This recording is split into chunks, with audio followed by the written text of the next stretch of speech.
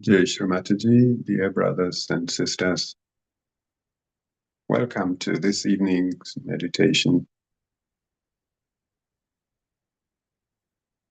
It'll be a simple evening meditation, just another attempt for us all to get into that state, the true state of meditation, to get into Sahasrara.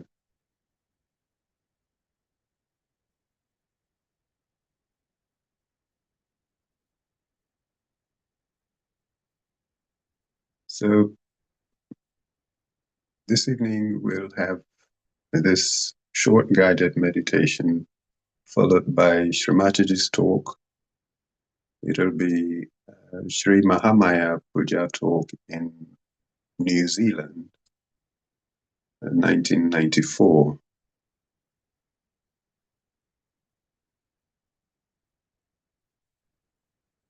And after the talk, it's a 50 minutes long talk, so we'll be taking about 35 minutes of it, and the rest of it would be silent meditation throughout the rest of the evening.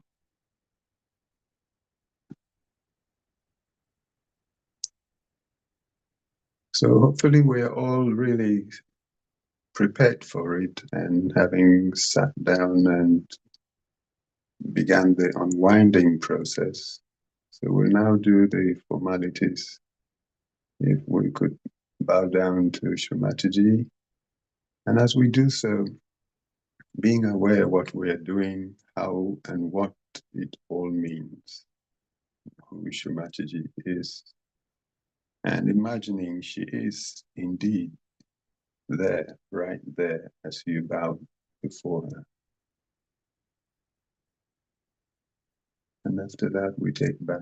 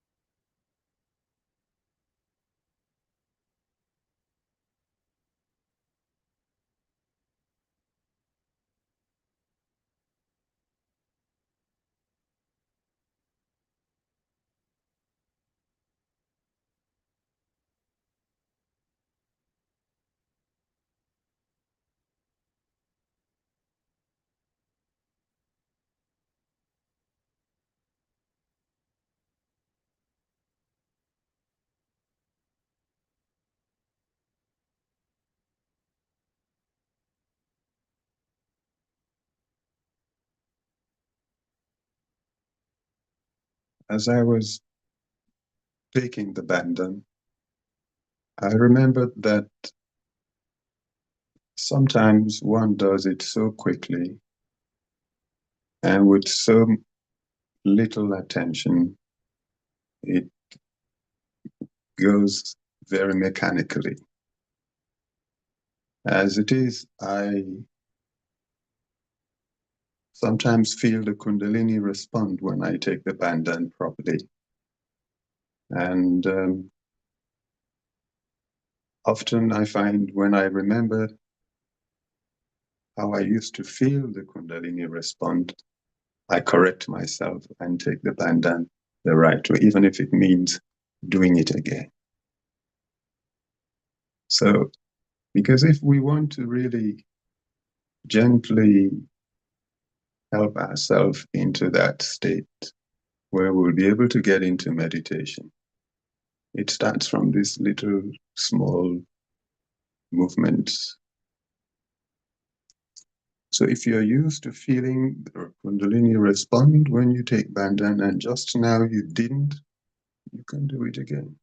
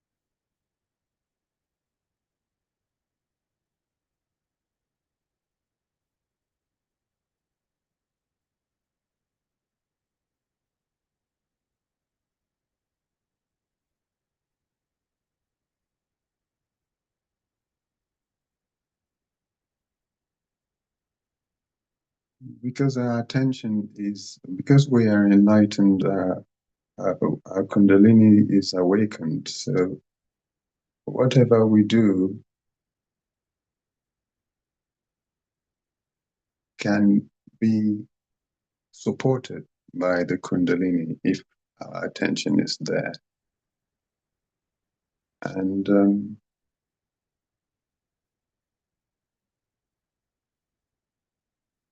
so just now we sit down and relax ourselves.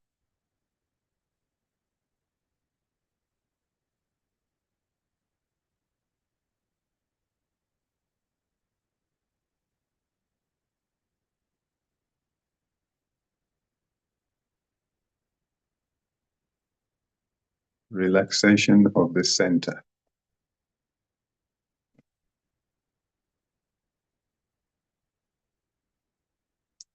where you are still alert.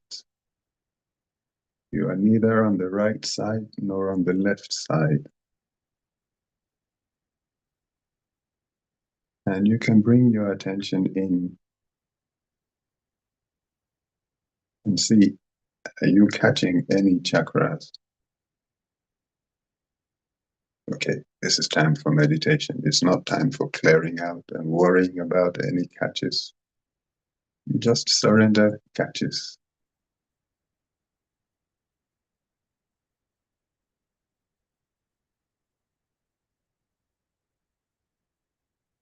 So let's bring the attention to the Sushumna Nadi.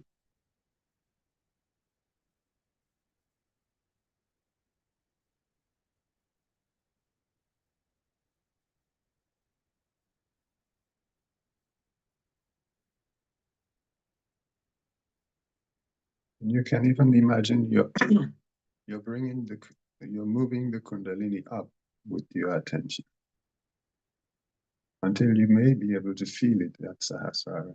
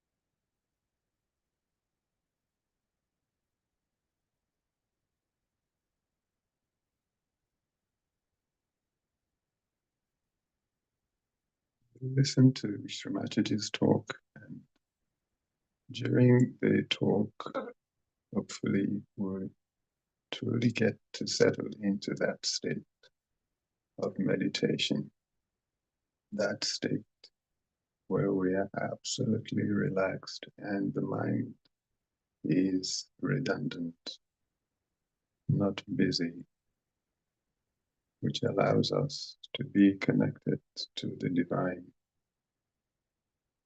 And once in that state, one doesn't really hurry to come out. That is why meditation truly ends as a matter of individual management. You don't turn it on and off. And when it's on, of course, you don't want to turn it off. So we'd listen to Srimatiji's talk, and at the end, absolutely we stay in the state of meditation for the rest of the evening, and each person can finish as they choose. Jai Srimatiji.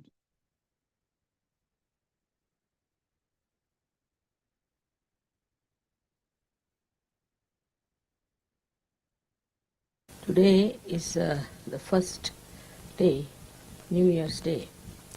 According to the Shalivana calendar, who were my forefathers. And in the whole of Maharashtra, it is regarded as the New Year Day and the best day to start anything. So,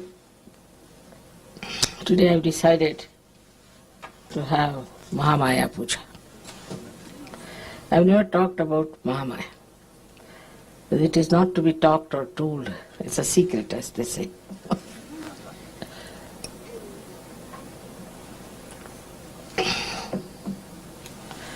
It's the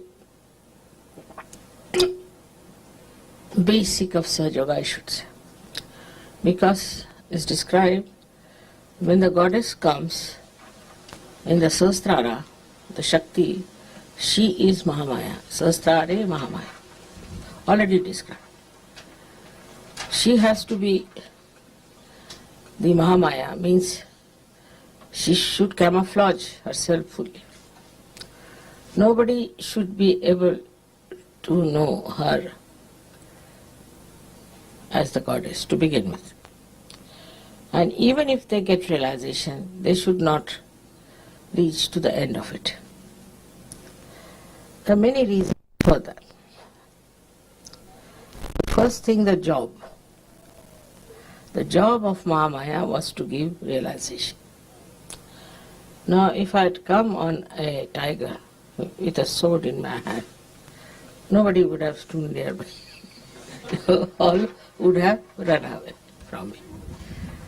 In any other form, if the goddess had come, she could not have done what she was supposed to do.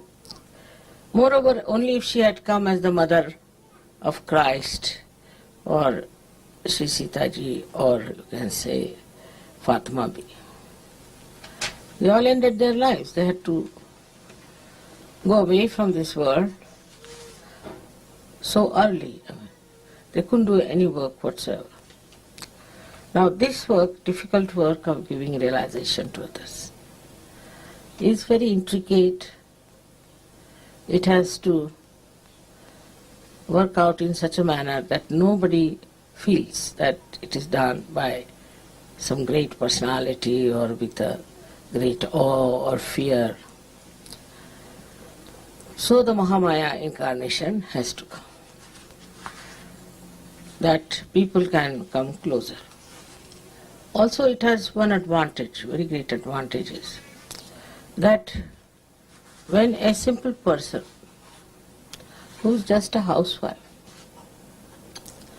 starts giving realization, people are flabbergasted. Also they think if she can do it, why not we do it? After all, she's just an ordinary housewife. So it's all right, if she can do something, we can also do it. So they have self-confidence. And being a mother, she does her loving part, her compassion, but the greatest is the patience. You see, none of them had so much patience, all these incarnations who came. You see how they disappeared from this Mother Earth quickly, you see, by some excuse or other. But I had to stay, I don't know how long, but it has to be done up to a point, this work of giving realization. The third thing was that you have to be identified into my body, into my cells of my body. But this is a more difficult task. Because supposing one of you becomes stupid, becomes foolish, quarrelsome, anything you do, any small thing, it hurts. It has to. But I don't think about myself, I always think about you. So it's an indication to me that something has gone wrong somewhere. Somebody is doing something wrong to somebody. Some Sahajogis are being tortured. Some are sick. Anything like that, I work it out very intensely and intimately. Recently, today only, they told me somebody has got meningitis in Australia. Immediately I gave Bandhan. I'm sure such a person should be cured if she has any faith in me and she is in my being. Or somebody is ill somewhere, they tell me, and such a person is saved. They call it a miracle. It is not a miracle. It's not a miracle. It's again the Mahamaya's blessings are like this. You can't see how you are inside me. You can't see your reflection within. You can't see. This is Mahamaya. This is the secret part of it that you don't know. And then when I feel the pain and if I try, look at it, because I have power to cure, so you get cured. You don't know how it happens. Pani de do.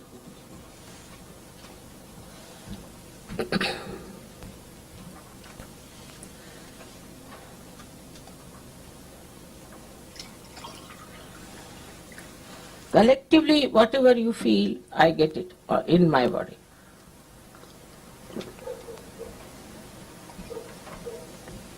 For example, collectively, if you have a left Vishuddhi, I get it. If you have, say, right Vishuddhi, I get it. Any chakra that you catch collectively, I get that problem and I have to solve it. Because it troubles me, so I solve it. It's a compulsion that I have to solve it. Now, in doing so, see, you might think, Mother, we are troubling. You are not. It's my doing. I have taken you into myself. You haven't. So you don't have to worry as if you are troubling me. It's my own doing. It's my own work. It's my own responsibility. And if I have done it, it's done it because I'm supposed to do it. That's the job I have to do. So there's nothing to feel bad about it. But now what is the purpose? As I told you, is that I could come close to you and I need not sort of fill you with fear or oddness or even a feeling that I am not a human being. I behave exactly like human being, I react exactly like human beings. And all these powers are hidden within myself. Unless and until you are a realized soul, you won't understand. Whatever you may do, you won't understand. Or maybe in the previous life you had your realization, or maybe also you have done such tremendous punyas that you can recognize. There are people like that who have done it. But to make it more sort of congenial to you is to become absolutely a human being. So I married, I had children, I had grandchildren, and I do shopping, as you say. People are surprised how I take Coca-Cola. I'm not supposed to take Coca-Cola. Or I eat what kya kehte usko? Popcorn. That's a but I have to be just like you. But inside I am not. Outside I am. see, my attention is such that it penetrates into everything, and I remember each and everything very well. My memory is very good even at this age. So, you see, this attention itself is very penetrating. And when it penetrates, it carries with it all the powers that are required and acts. It's a tremendous machinery, I should say, which is very subtle and works wonders. So you start telling me if there is a miracle that has happened, miracle that has happened. Nothing is a miracle. Because if you are all in my body, and if my body is divine, then what is a miracle? It's all the communication as this hand can communicate with this hand. I communicate with you. But one thing is definite, that you should not get lost with this rupa of Mahamaya. It's a very dangerous thing. Because once you get lost, oh, mother, after all, you see, like that, then it doesn't act. It doesn't work out. It's not a casual thing, but I want to live very casually myself to show that I'm casual, but I'm not. While you should not pay your attention casually, that won't work out, because you are in my body. Say, every cell in my body is aware, and every cell has a reflector. I don't know about you know about it, but there is a reflector in us, which works on remote control. So it works on remote control, on your attention also. If your attention is not all right, it corrects. It puts it. That's the best way we could evolve human beings. There was no other way out.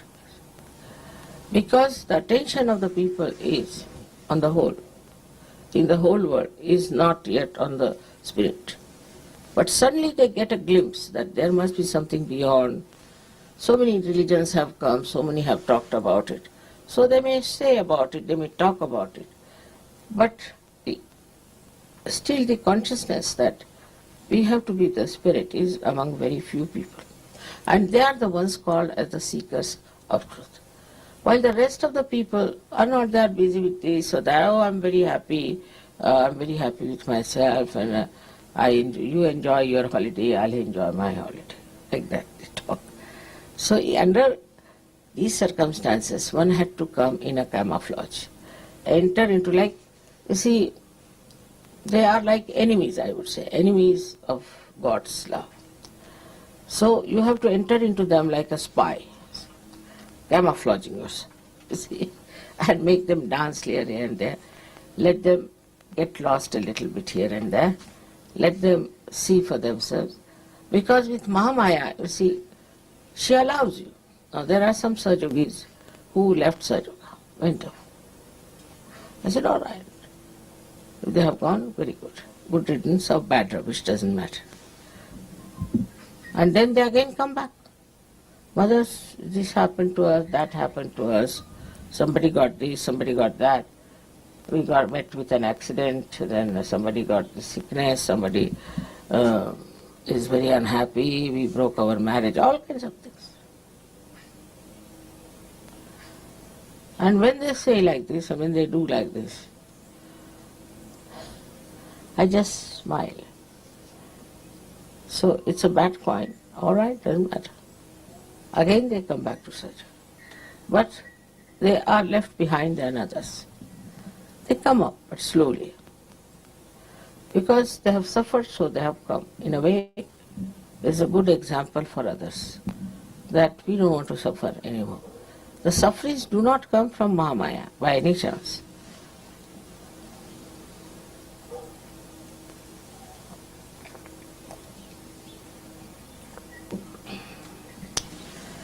On the contrary, once you have called me the mother, you see, there is a protective attention on you.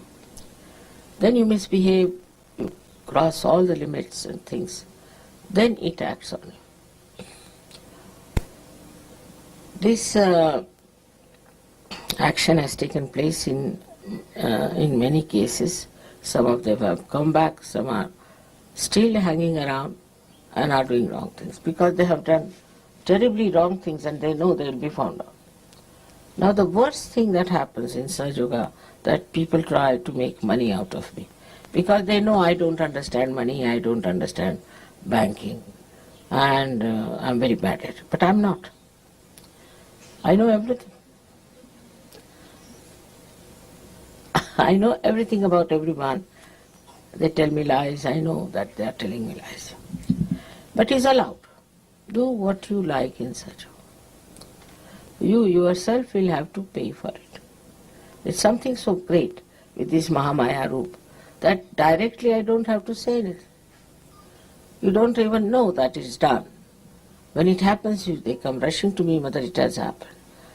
Now, I have not done anything directly, neither indirectly.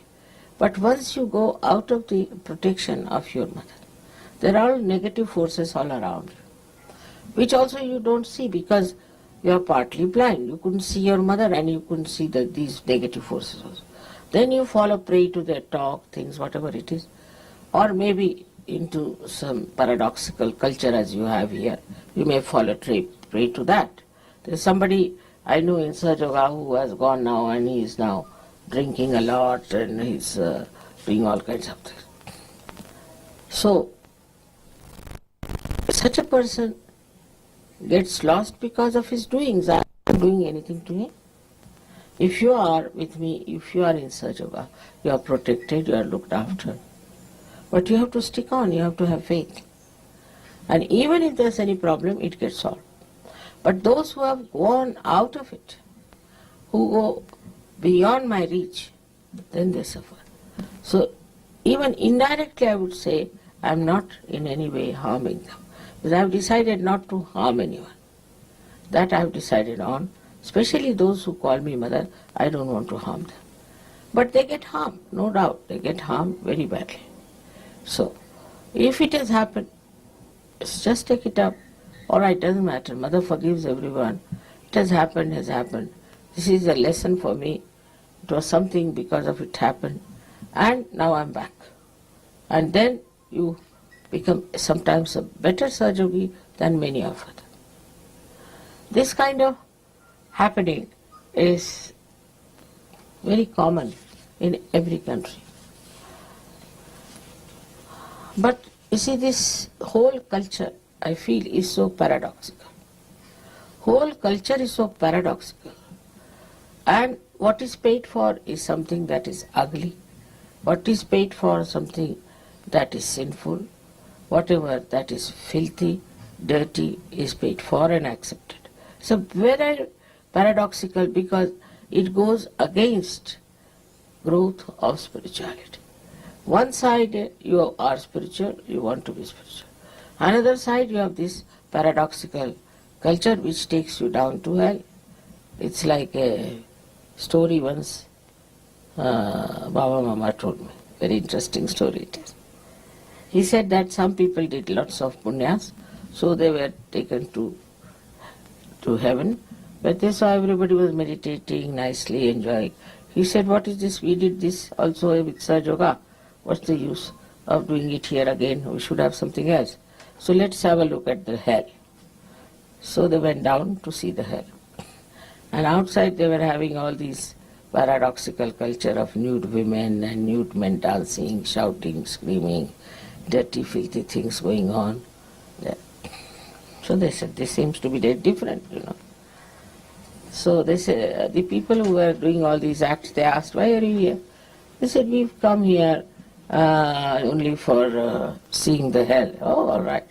There are peepholes you see through them. So they had big, big holes, out of which they started seeing. So in one hole, they saw people being put into some sort of a filth, a pus, and this, then another into feces, this, that, another into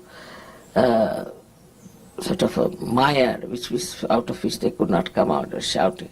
Then there's another one where they were boiled in the boiling oil, and some were beaten up. There were snakes and scorpions and this. They said, what is this all? That is hell. You wanted to see. That is hell. You want to go? You can go there.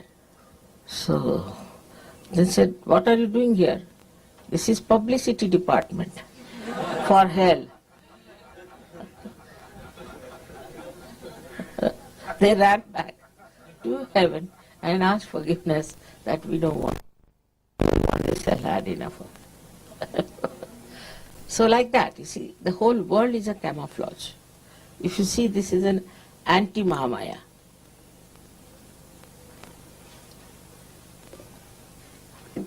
So, they say that this Maya is created by God. No. The Maya that God has created is this world, this whole universe and all that.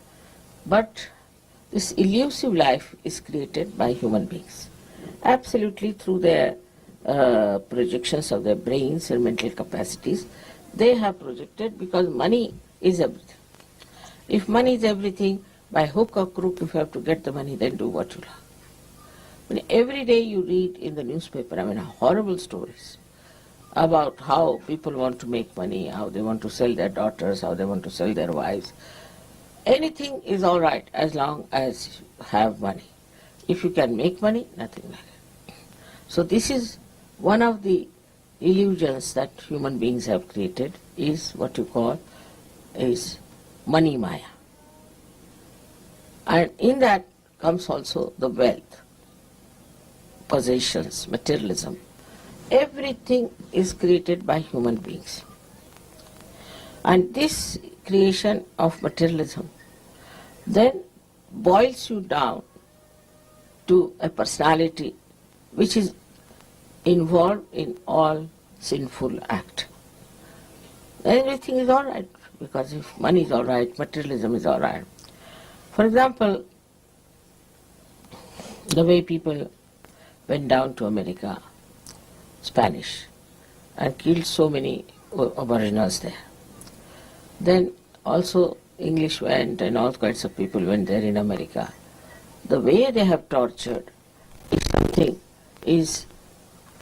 you cannot think how human beings can behave like this towards ordinary people who are just simple people living in the jungles. How can you do such a thing to them? Such horrible, you can call it a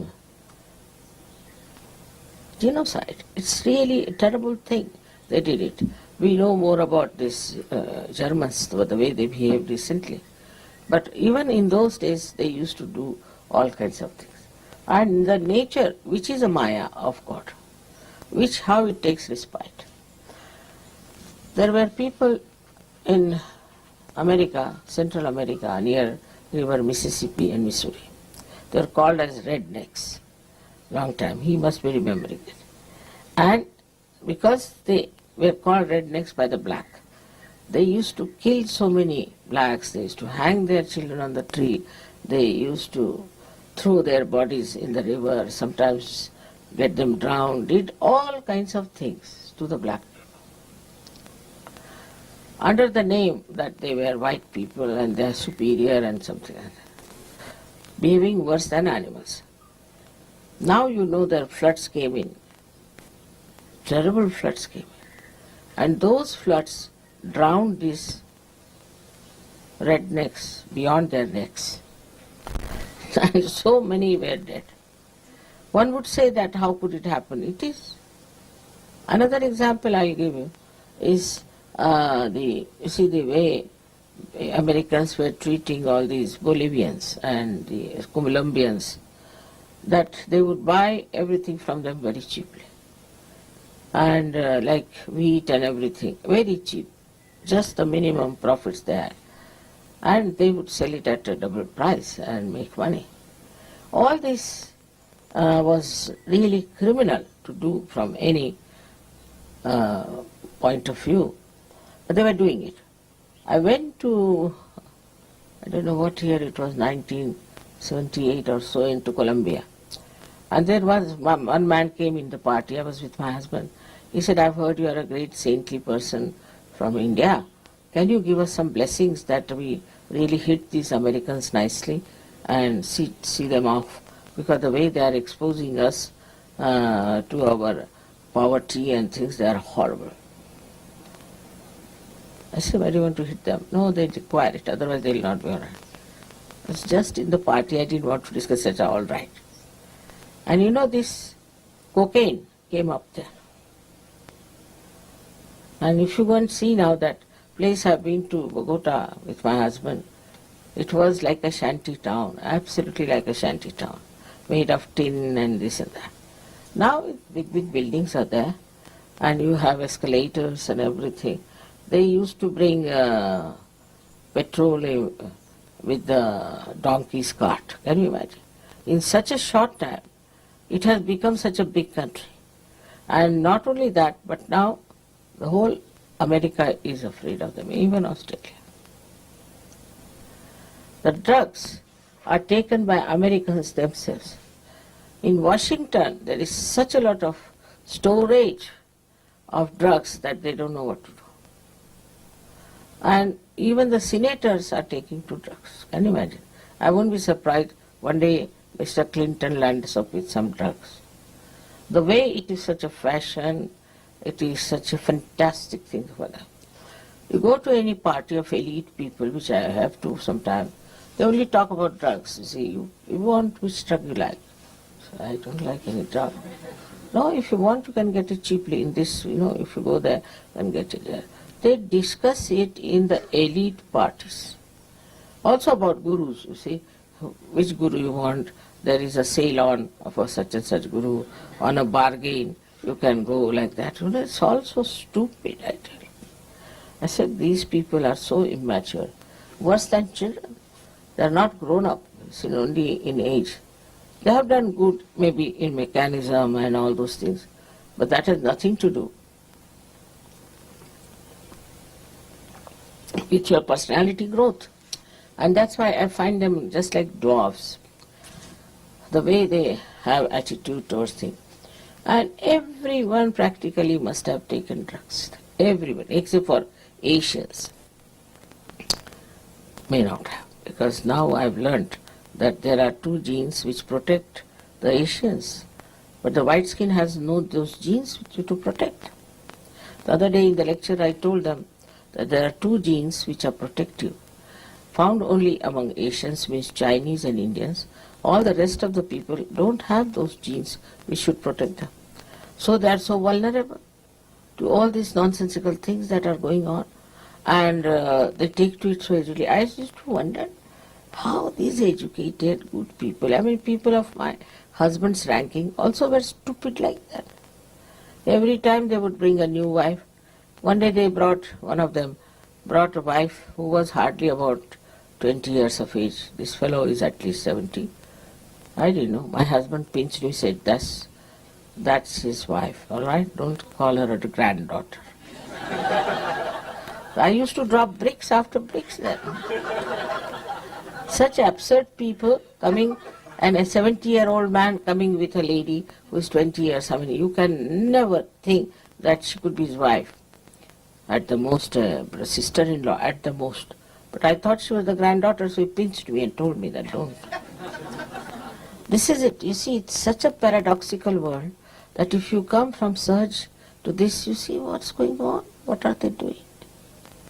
What's the matter with them? Now, taking out clothes. Is it something great to take out clothes? You see? In Switzerland, which is such a cold country, I was wearing my sweater, my coat, covering my head, wearing warm socks, everything, because they said, let's go out just for a drive. So we got down. There's one lake called Lausanne. There's a very big lake. So as usual, Gregor ran up to see how is the situation there. He came back with a double speed. He said, no, mother, you can't go there. I said, what? No, you can't. I'm sorry, you can't. Let's go. They were all topless women sitting there. This in Australia they had, even New Zealand, they had cricket match. They are supposed to be very good cricketers. And when we opened the TV, the women were sitting topless. We closed it away, couldn't see that. But I was told now they are losing in cricket. They will, definitely. Compared to Indian spinners who are young, innocent boys, you see. Very young, 20, 21. They have to be, because there is no innocence, there is no chastity, there is no respect. The women are sitting topless. How can they win? They are insulting the goddess there only. How can they win? They cannot win. And a game like cricket is something sensible. Even I don't know in any game if they can win, because if this distract the attention completely. But why do they go like that? Are all women trying to become prostitutes? What is the sense in it? I can't understand. And this is something they don't understand if you tell them that, you see, I was told that Mrs. Thatcher openly said that in this culture women must expose their body. Huh? Still such a paradox. Can't understand. They show here Mother Mary as the sublime personality, and they show here women as the women who are nude. They want to become Mother Mary, or what do they want to become? And people like this, horrible people like this, Michael Jackson, he is that, are so prominent making money. I mean, just see the paradox. Can you say that this is an advanced country when the ideas are so low? How can